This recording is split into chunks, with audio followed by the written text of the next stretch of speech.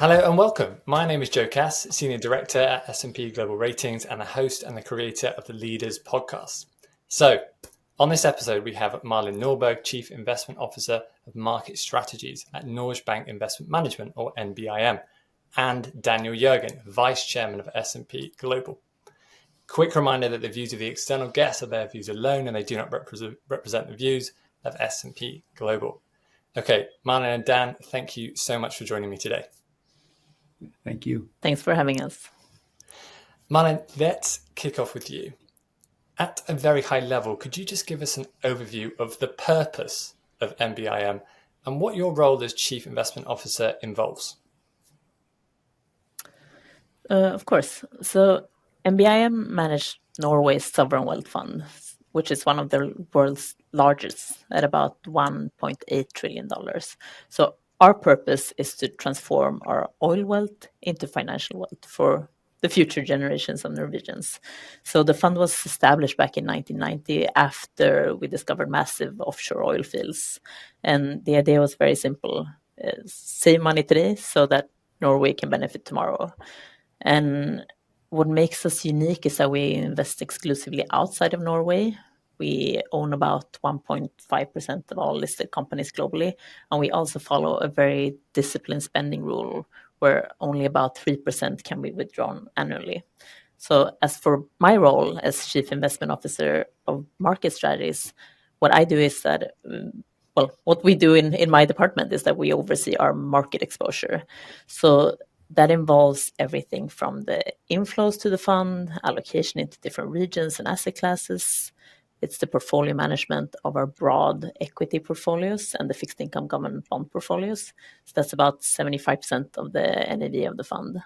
And it also includes the implementation in the market, so all securities lending, cash management, as well as all the trading. Fantastic. Thanks, Malin. Dan, welcome back to the show. Listen, Dan, you're a very well-known guy, Pulitzer Prize winner, and I'm sure many people probably know who you are already, but just humor me. Would you be able to let everyone know your background, your role at S&P Global, and your real area of expertise and interest?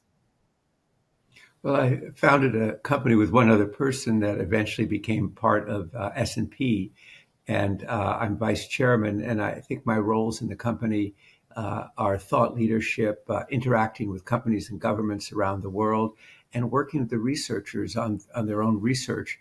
But I guess I'm also, what I'm known for, I think also are the books that I've written, of which the prize received the Pulitzer Prize and was a #1 bestseller. And then the most recent book called The New Map, Energy, Climate, and the Clash of Nations. And these books have been published in 20 countries around the world, lots of different languages. And so there's kind of a strong interaction between what I do at S&P Global and the work I do in terms of thought leadership and writing. My general area of focus is kind of energy and geopolitics. Great. Thanks, Dan. So, Dan, given the rise in renewables over the past decades, potentially an upcoming rise in nuclear, what are your thoughts on the accuracy of net zero targets set by sovereign nations? I think that it needs to be a rethink.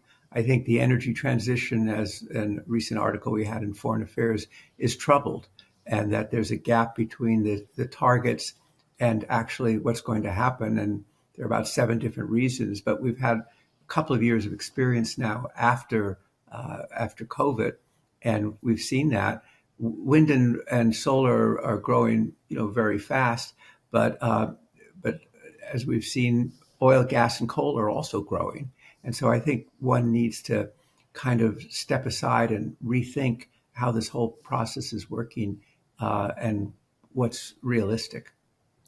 Malin, can you talk to us about the net zero targets that you set for your companies, and if you have one for NBIM? So first, just to clarify, so we haven't pledged net zero by 2050, but we've set an expectations for the companies that we're invested in to set net zero targets in alignment with the Paris Agreement.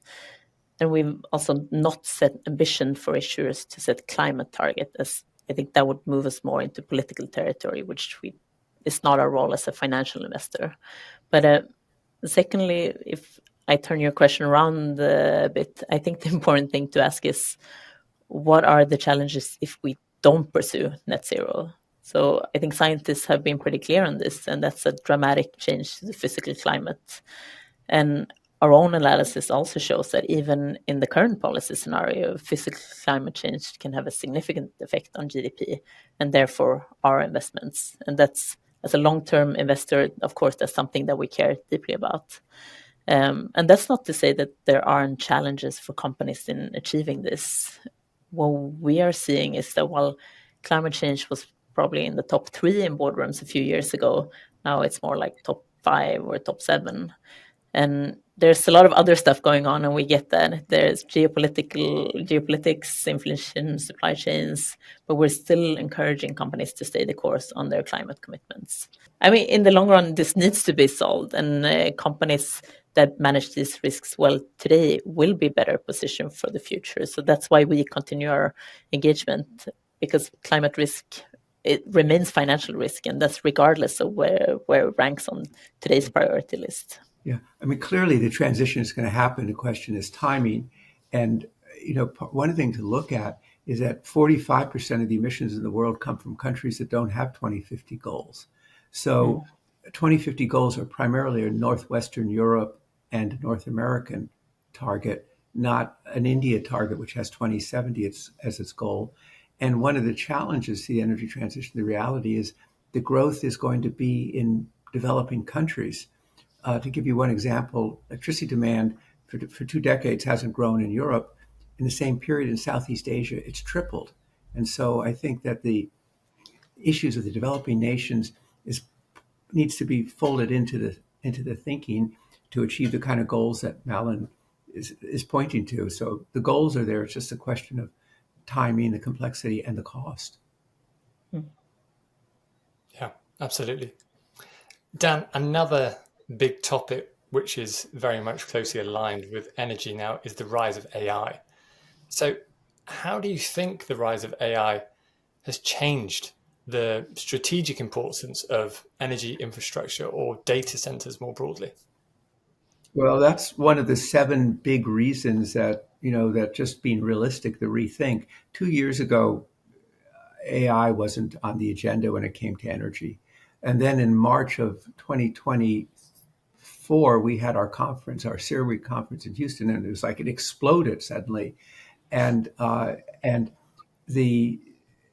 now there's a real focus on how you're going to have the electricity supply to meet the needs of AI.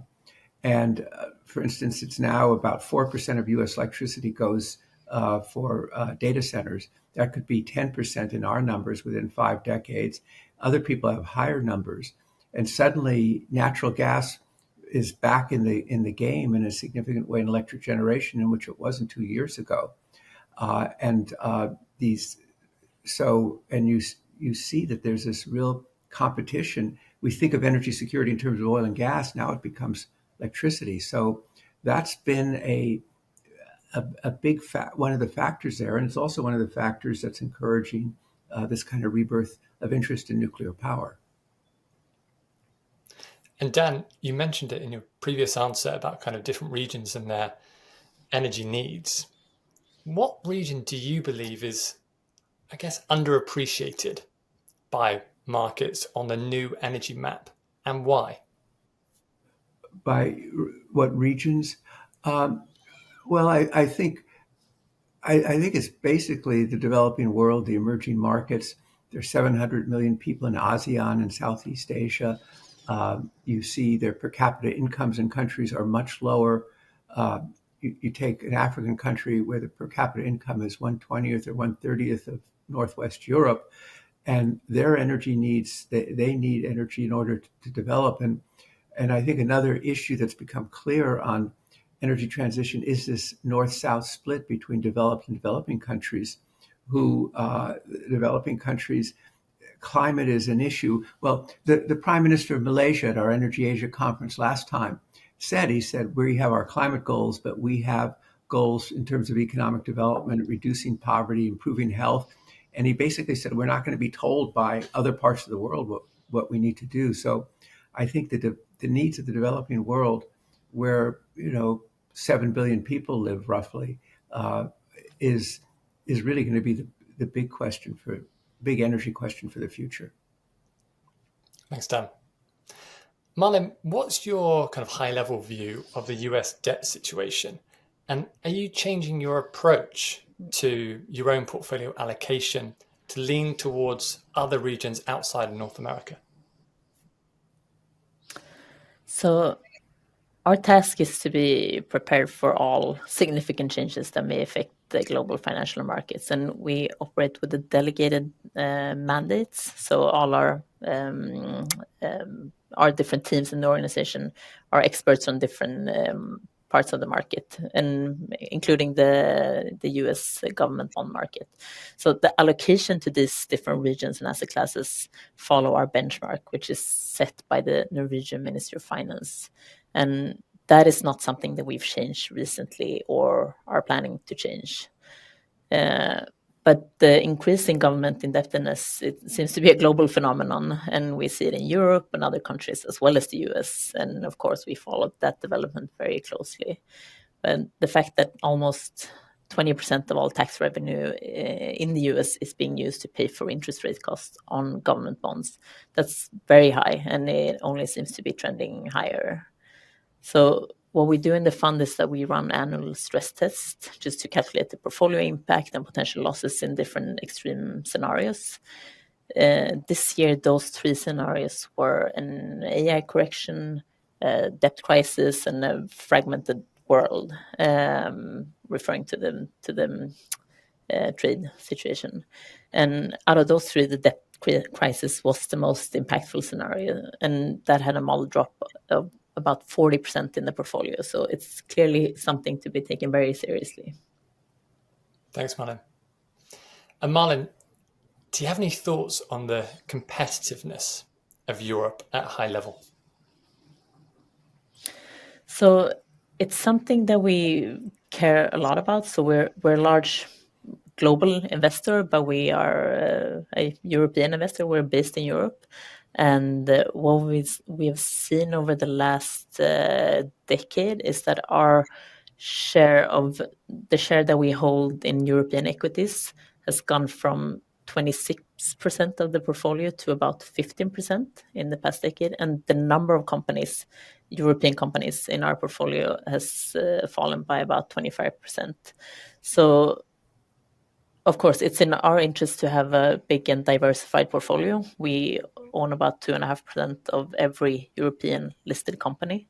So to have a well-functioning and competitive market in Europe is really important for us. And I think there are some very good initiatives going on now with the European Savings and Investment Union to channel savings and investments into the capital markets to make the capital market an attractive alternative to just keeping your money in the bank. And there seems to be a sense of urgency right now that we at least have some hopes that this is gonna happen. Great. Dan, have you got any views from maybe the US perspective? Yes, I think 2 things. First, I listened very carefully to what Malin just said, and I think both of those answers were actually very profound in the significance of her comments. One, of course, is the concern about the U.S. debt, and that number she had, or Malin, that you had, that 20% going to just pay for the debt. The U.S. is now spending more money on debt service than it is on defense. And then on Europe, Europe has been kind of single-minded on where it's focused, but now it has 2 new imperatives. One is taking defense spending to 5%, and the other is this focus, as Malin said, over the last year or so, on competitiveness. And there is a real structural problem that Europe has, it seems, at least I hear from the private sector all the time, is 2 things. One is kind of what we might call political targeting of what they want to achieve. And secondly, sort of regulation manufacture that is not really very connected with the marketplace. And Malin's comment about how their share of European companies has gone down, of course, probably reflects partly the tech companies in the US and the stock market, but it's also Europe's real issue about deindustrialization. And the Draghi report tried to address that about making Europe more competitive. But that's a challenge for the way Europe operates now, and the sort of gap between the EU, the Commission, and to a lesser degree governments from the marketplace, and lack of connectiveness and realism, and a very heavy hand of regulation, which is what managers and companies talk about all the time, how much time they have to spend, how many people, how many pages of regulations. And so I think that challenge of competitiveness for Europe, addressing what Malin's talking about, is quite a big challenge, and just you can't solve the problem just with rhetoric. No, and in addition to the heavy regulation, it's also very fragmented regulation. It's of course a single marketplace consists of multiple markets that have different regulation, with withholding taxes to post-trade transactions. So it's there are a lot of different angles to attack this. Yeah, and you just think going.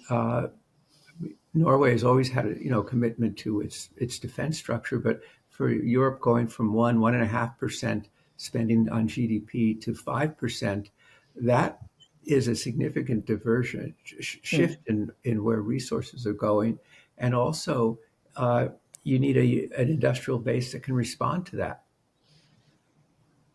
Yeah, fantastic, great comments. Dan, unusual question for you now. What is one truth the energy industry tells itself today that could age terribly? Well, let me answer it slightly differently. What I've noticed in all these, years of observing the energy industry is that a consensus develops about where things are going, and that consensus usually lasts about 3 years, and then something comes along. It could be economic, it could be technology like AI, it could be geopolitical like the invasion of Ukraine by Russia, which suddenly took energy security, which hadn't been on the agenda before, for some years back on the agenda. It can be a crisis, it could be COVID, but anyone. And so the challenge for the energy industry, it's long-term investment. It's one of the longest term investing industries, but things change. And we can look at some of the European companies, how just in the last year or so, they've had to shift the balance of their investment. So I think the challenge is, how do you see beyond what the consensus is? And I think part of the answer is what Malin says, that you do use scenarios to try and create a framework. So I think the one truth is that the truth doesn't last. I remember once talking with this fellow Armand Hammer, who created the original Occidental Petroleum. And he said, I've been in business for 56 years, and the one thing I've learned is that things don't stay the same. And I think that's a challenge for a long-term industry. That's great. Fantastic. Thanks, Dan. Malin, you oversee one of the largest pools of capital in history. It's an enormous role. What's been a moment where you've really felt the weight of that responsibility?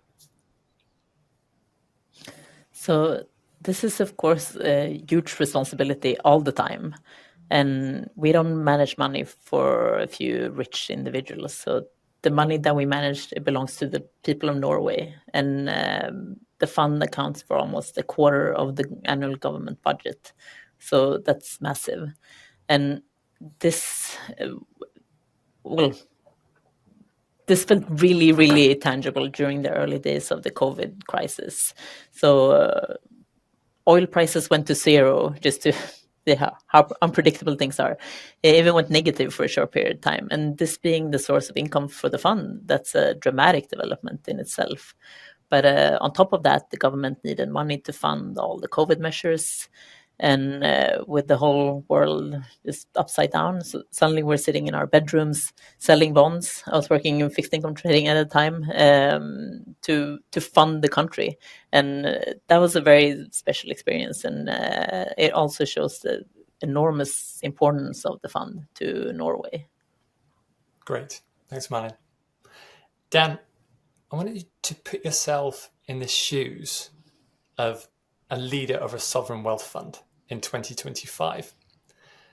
What are you really betting on? Hydrogen, nuclear, LNG, or something else entirely? Well, I suspect that a leader of a sovereign wealth fund, perhaps such as the person sitting here in this interview with us, is not going to make a single bet. I think that that person is going to diversify, because you don't know, and you're going to see, what is actually going to generate cash for you, and then where you want to have a diversified portfolio. I mean, I would say 2 years ago, the hopes for hydrogen were very high. I think they've somewhat receded. Over the 2 years, nuclear has sort of moved more to the fore, but nuclear is not going to turn on tomorrow. So I think the answer is, and I think then it depends. As the fund, I think as I understand, the Norwegian fund doesn't do venture capital, doesn't do private investments, but if you do have the flexibility to make a series of bets along those chains, would be the prudent way to do it. The rebirth of nuclear is very interesting. The number of reasons for that, I think. One is the concern about the electricity security. I think the other is that the hyperscalers, who do have the net 50 goals, are looking for carbon-free electricity. And you can see the investments that they're making in developing companies, nascent companies in nuclear, and also in the United States, the deals that they're making with existing nuclear power plants to take their power. So just to comment on that, so we are mainly an investor in the public markets, but we also have some investments in unlisted real estate and infrastructure for renewable energy. So we got the mandate for renewable infrastructure in 2020, and we have the potential to allocate up to 2% of the fund in this space. And 2%, it may not sound like that much, but we're talking about approximately $40 billion in potential investment capacity. So when we got the mandate and we started looking for investments in 2020, it was very high demand, elevated prices in that renewable infrastructure space. But we've seen it come down significantly over the last few years, and we've deployed a lot more capital in that market. We're still far from that 2% target, but as of year-end, we had roughly $2.2 billion invested, and that's primarily in solar and wind. And of course, I mean, it's very interesting what you said about the costs of how prices were very high. But what has been striking is to see how the costs have come down. Not for offshore wind necessarily, it's come down, but then inflation, but for solar. But it is interesting too that a lot of China's strong position in renewables, particularly its domination of solar, is very interesting. And that's another area where you see energy transition now colliding with geopolitical rivalry. Yeah, fantastic. Thank you both. Malin, just switching gears, what's one chart or data point that haunts you? So I mentioned our stress test before, and one of the scenarios that we looked at is an AI correction. So that would mean a significant correction in the technology sector that's triggered by investments in AI failing to generate the expected earnings and value creation. And then there may be multiple reasons for that: stricter regulation, technological challenges, lack of necessary resources. But such a correction would have a particular impact on the US tech sector, but of course also spread to other sectors and regions. So to answer your question, the chart that haunts me is the market concentration in these big tech names. And the weight that these companies have in the index now. So that's around 30% of the S&P, and of course also in the benchmark that we have. So since we follow our benchmark fairly closely, that also means we have an enormous amount invested in very few names. So in Apple, we have about $50 billion US, same with NVIDIA, and that's pretty mind-blowing amounts. So are we talking about a kind of DeepSeek moment, but on like a larger scale?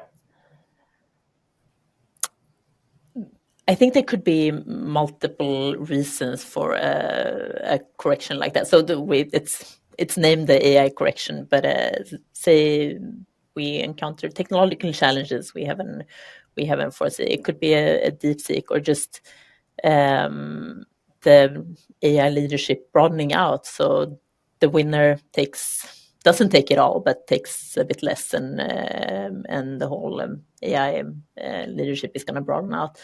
It could be multiple potential reasons for such a scenario. Great. Thanks, Malin. Dan, what's the one energy risk in today's world that markets are ignoring? Well, first, I think it, in a way, partly ties back to what Malin just said. And, thinking about, the markets are not expecting or signaling an AI correction, but we've always seen corrections eventually happen in other markets.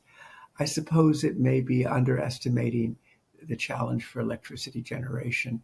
I think people are getting mobilized on that now, but I think until very recently, and the inability to get things built, to get things permitted, to get things done.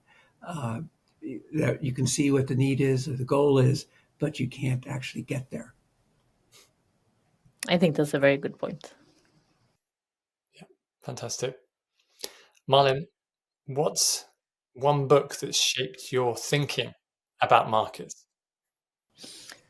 So, of course, there are many great books that it gives different perspectives on the market. But one of the books that I read early on was Market Wizards by Jack Schwager. So it's just a collection of interviews with some of the most successful traders and investors of the 1980s. And he talks to them about their trading strategies, mindset, careers. And I think what's fascinating is how each different person have a completely different approach. So some are technical analysts, some focus on fundamentals, some holds position for years, others trade daily. And what the book really shows is that there's no magic formula on how to make money or how to beat the market. But you do have some certain things in common, like discipline, risk management, and the ability to learn from losses and mistakes. And just to mention a more recent book that made an impression was Quit by Annie Duke. So as a former poker player, that really changed my thinking on how to think about cutting losses. And I mean, she knows, like in poker, walking away isn't a failure, but knowing when to do that is really crucial for long-term success, both in poker and in the markets. And every dollar you keep in a losing trade is a dollar you don't put into a better opportunity. Can I ask, Malin, when you said a former poker player, are you talking about the author or yourself? Oh, no, Annie Duke. Okay. I can't,